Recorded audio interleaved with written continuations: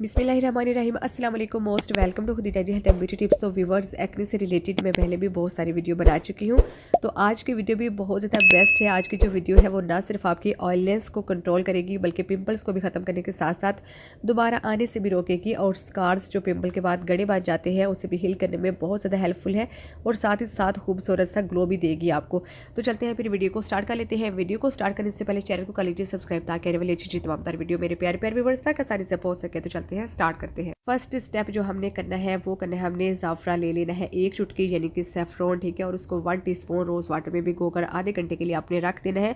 ज़ाफ़रान क्या काम करता है, ये स्किन की डलनेस जो केयर ना करने की वजह से रफनेस सी आ जाती है उसे दूर करने में बहुत ज़्यादा हेल्प करता है, स्किन को लाइटन अप करता है और बहुत ज़बरदस्त सा ग्लो लेकर आता है।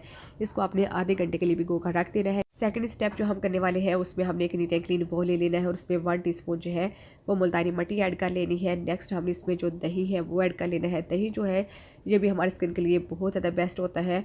अगर आपको बहुत ज़्यादा एक्ने की प्रॉब्लम है तो आप इसको अपनी खुराक का भी हिस्सा बनाइए, क्योंकि ये खाने से भी आपकी एक्ने बहुत हद तक जो है कंट्रोल होती है। नेक्स्ट आप इसमें 2-3 चुटकी जो है वो हल्दी पाउडर ऐड करेंगे। फिर इन तीनों चीज़ों को मिक्स कर लेंगे, एंड उसके बाद हमने जो रोज़ वाटर में ज़ाफ़रान को भिगो कर रखा था वो हम इसमें ऐड कर देंगे। मैंने तो फौरी जो है इसको ऐड कर दिया है, लेकिन आपने इसको पूरा आधा घंटा के लिए जो है वो भिगो कर रखना है। उसके बाद आप इसको ऐड कीजिएगा। फिर सारी चीज़ों को मिक्स कर लेंगे।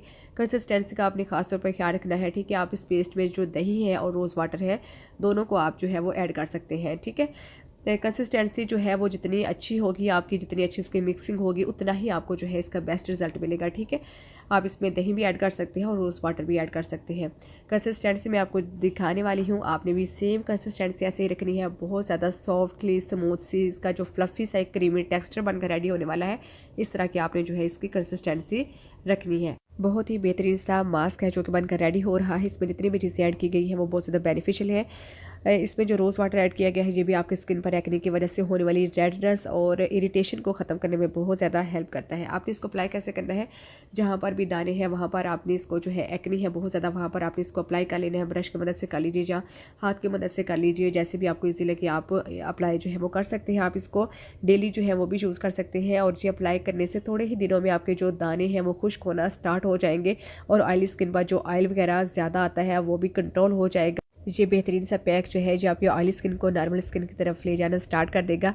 सिर्फ आपने दानों पर ही इसको अप्लाई करना है, लेकिन अगर स्किन बहुत ज़्यादा ऑयली है तो फिर पूरे फेस पर भी आप इसको लगा सकते हैं। एंड आपने इसको स्टोर करके जो है वो नहीं रखना, आप इसको फ्रेश बनाइएगा और फ्रेश ही अप्लाई कीजिएगा। अप्लाई करने के बाद आपने तकरीबन इसको 10 to 15 मिनट लगा के रखना है। उसके बाद नॉर्मल वाटर के साथ वॉश कर लीजिएगा। बहुत ही बेहतरीन से आपको इसका रिजल्ट मिलने वाले हैं। जरूर अप्लाई कीजिएगा, मुझे अपना फीडबैक दीजिएगा। तो साथ ही साथ चैनल को कर दीजिए लाइक, शेयर, सब्सक्राइब। अपना बहुत सारा ख्याल रखिएगा और दुआ में चाहते हैं इंशाल्लाह ताला एक नई आने वाली वीडियो के साथ दोबारा हाजिर होकर। अल्लाह हाफिज़। Thanks for watching.